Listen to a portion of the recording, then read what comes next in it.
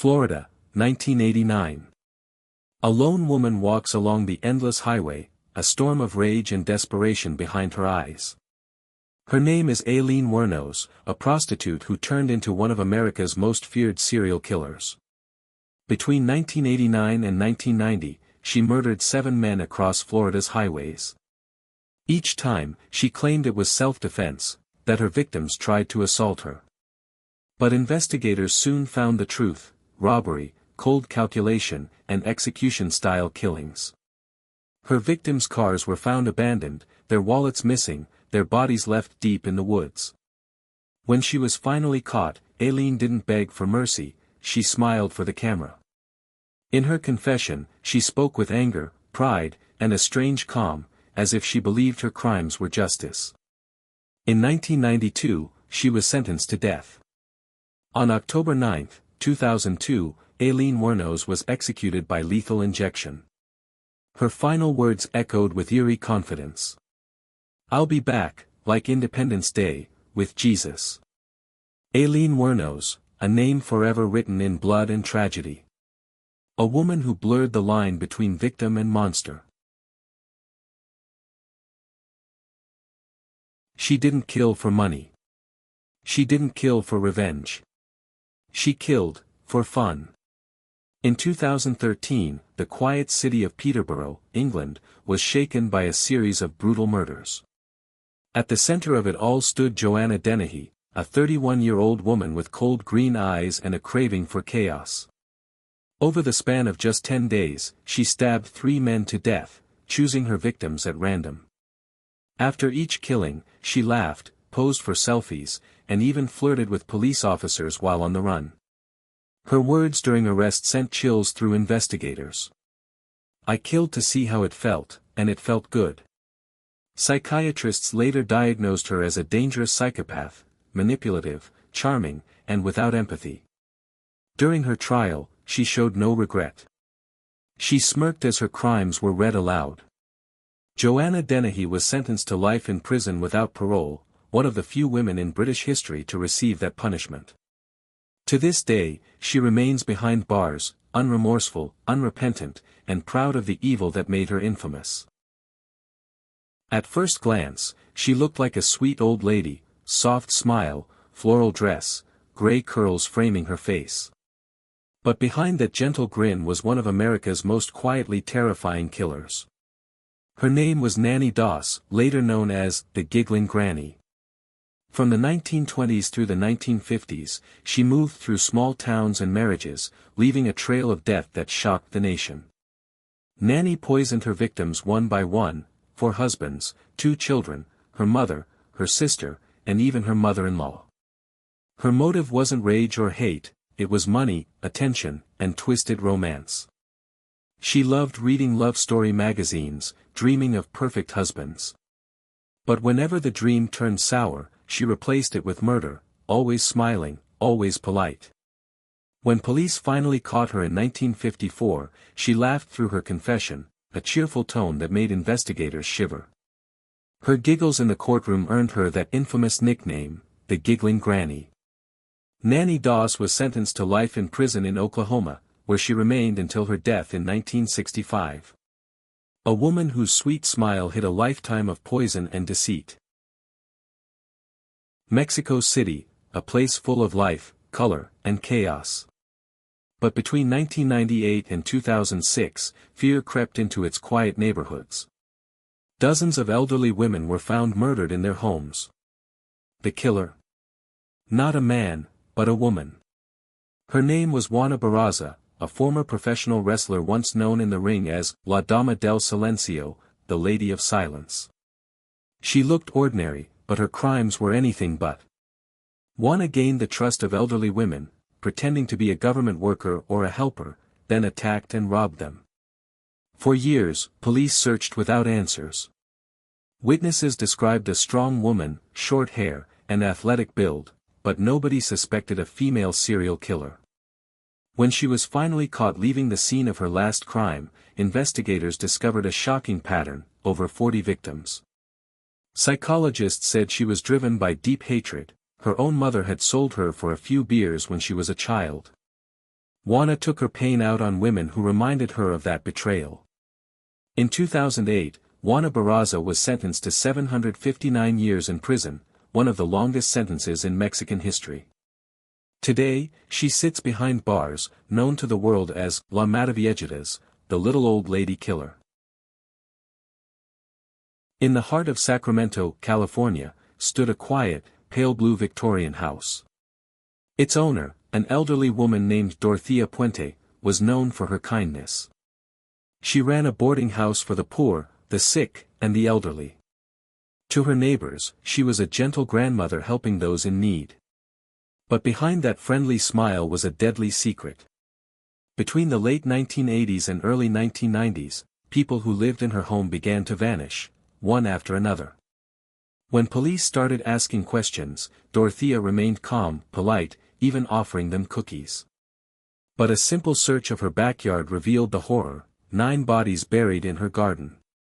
She had been collecting her tenants' benefit checks after killing them, a quiet life fueled by greed.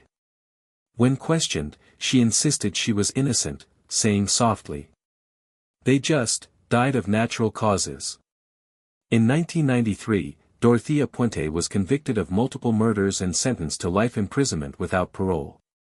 She died in prison in 2011, remembered as the elderly landlady who turned her home into a house of death.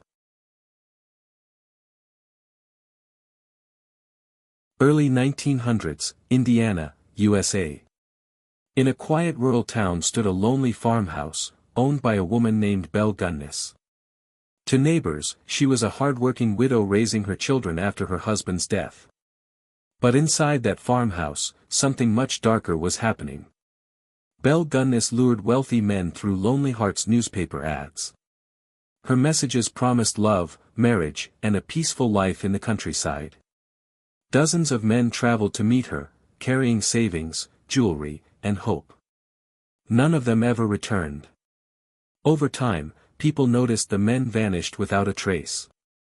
When Belle's farmhouse mysteriously burned down in 1908, police began digging in her yard.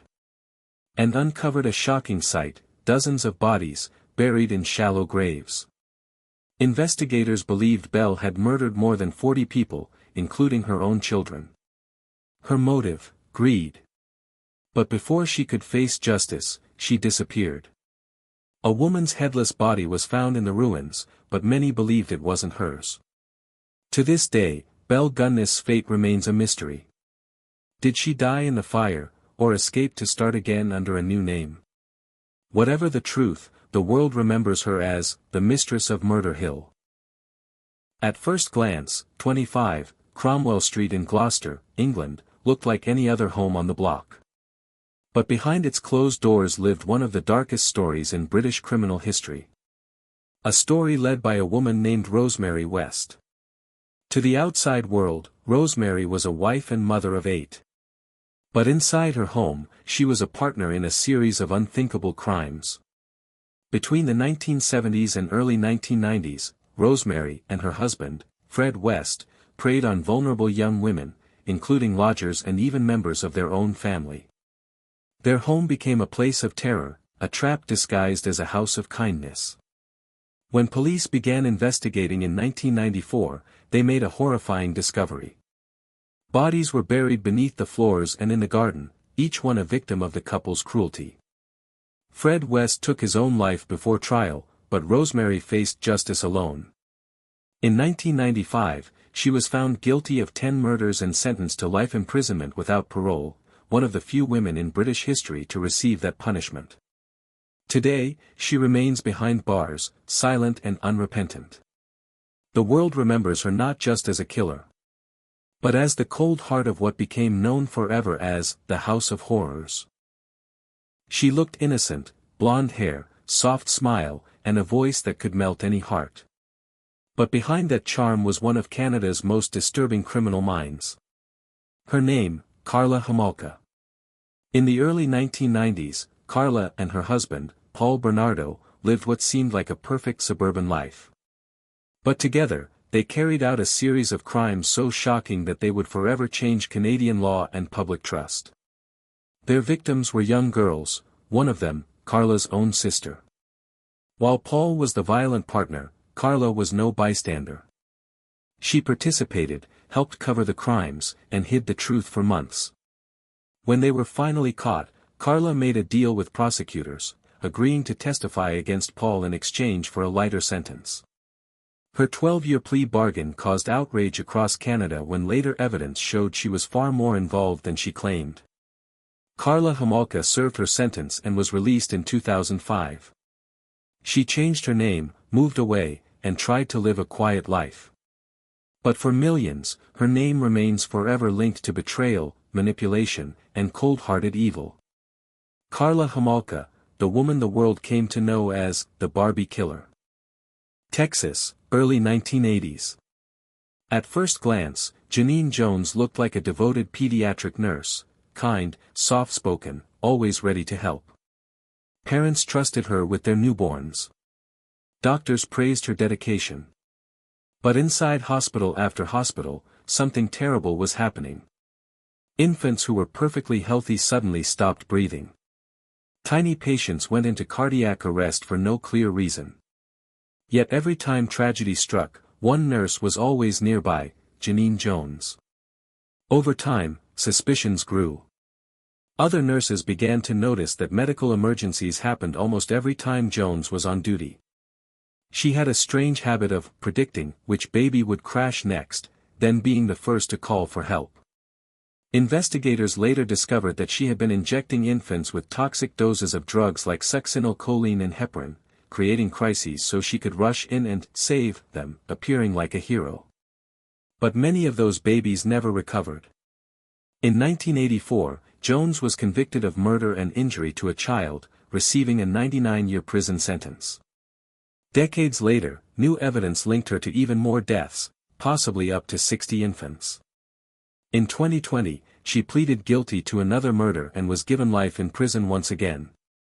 Today, Janine Jones remains behind bars, a chilling reminder that sometimes the most trusted hands can hide the darkest intentions. South Carolina, 1994. A young mother stood before the cameras, tears streaming down her face, pleading for help. She said her 2 sons had been kidnapped, taken by a stranger who carjacked her vehicle. The nation watched in horror.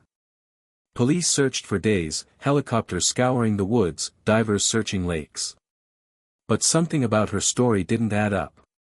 Her descriptions kept changing. Her emotions seemed rehearsed. And then, 9 days later, the truth broke hearts across America. Susan Smith had never been kidnapped. She had driven her car into John D. Long Lake with her 2 little boys still strapped in their seats. All because the man she loved didn't want children. She tried to hide her guilt behind the image of a grieving mother, but investigators saw through the lies. In 1995, Susan Smith was convicted of 2 counts of murder and sentenced to life in prison, with the possibility of parole after 30 years. Today, she remains behind bars in South Carolina, a name forever remembered as a chilling reminder of how love, when twisted by obsession and rejection, can destroy everything innocent. Oregon, 1983. A frantic mother rushes into the emergency room, her car covered in blood. Inside are her 3 young children, 1 dead, 2 fighting for their lives. The woman's name is Diane Downs, and she tells police a shocking story. According to her, a stranger stopped her car on a dark rural road, demanded the vehicle, and opened fire on her and the kids. Her emotional tale gripped the nation. But detectives soon found that her calm tone, her uninjured right arm, and her odd behavior didn't match a grieving mother's pain. Ballistic tests showed the bullets came from her own gun. And when her surviving daughter finally woke from a coma, she revealed the truth. "My mom did it."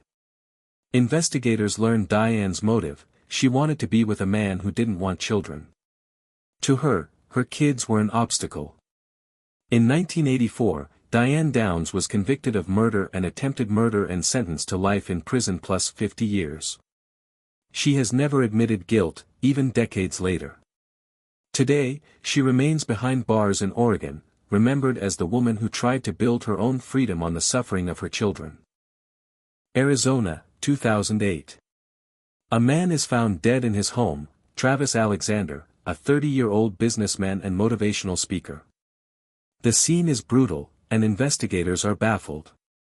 Who could have done it? Soon, suspicion turns toward one person, his ex-girlfriend, Jodi Arias. To outsiders, Jodi and Travis looked like the perfect couple, young, attractive, and deeply in love. But beneath the surface, their relationship was filled with jealousy, obsession, and control. After their breakup, Travis tried to move on. Jodi couldn't. She followed him, called him hundreds of times, and even moved closer to his home without telling him. When police questioned her, she denied everything. Then she changed her story, again and again. But the evidence told the truth. Photos recovered from Travis's camera showed that Jodi had been with him just hours before his death. Her fingerprint and DNA were found at the scene. In 2013, after a long, televised trial watched by millions, Jodi Arias was found guilty of first-degree murder and sentenced to life in prison without parole. Even today, she insists she acted in self-defense, a claim few believe. Her case remains one of America's most famous examples of love turned to obsession, and obsession turned to murder. North Carolina, late 1970s. She was known as a gentle church-going woman, kind, caring, and always ready to help those in need. Her name was Velma Barfield, and she worked as a caretaker for the elderly. To her friends and neighbors, she was the picture of Southern grace. But behind that kindness lay a chilling secret. When several people close to Velma, including her own mother, died mysteriously, doctors began to notice a pattern. Each victim showed the same symptoms: stomach pain, vomiting, and sudden collapse. Autopsies revealed arsenic poisoning. Investigators soon discovered Velma had been quietly killing the very people who trusted her most: elderly patients, family members, and even her partners. Her motive? Money. She forged checks and stole from her victims to support her addiction to prescription drugs. In 1978, Velma Barfield was arrested and confessed to multiple murders. During her trial, she claimed she had found faith and repentance, spending her final years counseling fellow inmates. But justice still had to be served. In 1984, she was executed by lethal injection, the first woman in the United States to be executed after the death penalty was reinstated. To this day, Velma Barfield's story remains one of the most haunting contradictions in American crime. A woman of prayer, with hands stained by the very lives she vowed to protect. Texas, 1980s. To her neighbors in the small town of Gun Barrel City, Betty Lou Beets seemed like a strong Southern woman, twice widowed, hardworking, and unlucky in love. But behind her quiet smile was a history of broken marriages, deceit, and murder. Betty Lou had been married 6 times. Her 5th husband, Jimmy Don Beets, was a retired firefighter who vanished in 1983. At first, she told police he had gone fishing and never returned. A massive search began around Lake Athens, but no trace of him was found. She even held a public vigil, crying before cameras and asking for prayers. Years later, during a separate investigation, police returned to Betty Lou's home and started digging. What they uncovered shocked everyone: 2 bodies buried in her yard. Jimmy Don Beets, and another missing husband, Doyle Wayne Barker. Investigators discovered that Betty Lou had killed them both, buried them in her garden, and then continued collecting their life insurance payments. Her calm, unapologetic attitude in court earned her the nickname, the Black Widow of Texas. In 1985, she was convicted of capital murder and sentenced to death. For 15 years, she maintained her innocence. But in February 2000, at age 62, Betty Lou Beets was executed by lethal injection, the second woman ever executed in Texas after the 1970s reinstatement of the death penalty. Her story became a chilling symbol of greed, manipulation, and the dark side of love. Florida, 2008. A young mother, a missing child, and a mystery that gripped the entire nation. Her name was Casey Anthony, a 22-year-old woman whose story would become one of America's most controversial trials. It began when Casey's mother, Cindy Anthony, called 911, saying she hadn't seen her 2-year-old granddaughter, Kaylee, in over a month. Casey gave excuse after excuse, saying Kaylee was with a babysitter, that she was safe, that everything was fine. But investigators quickly uncovered a trail of lies. Kaylee was gone, and no one knew where. As the search grew nationwide, Casey's behavior shocked everyone. Instead of helping police, she was out partying, smiling in photos, and shopping. When Kaylee's remains were finally found near the family home, suspicion turned into outrage. Casey was charged with first-degree murder, but her defense claimed the child had drowned accidentally and that Casey panicked. The trial became one of the most watched court cases in American history. When the verdict came in 2011, not guilty, on the major charges, the courtroom fell silent, and the nation erupted in disbelief. Casey Anthony walked free, but her name never did. To this day, she remains one of the most hated and debated figures in U.S. crime history. A case that left America asking, was it justice, or failure?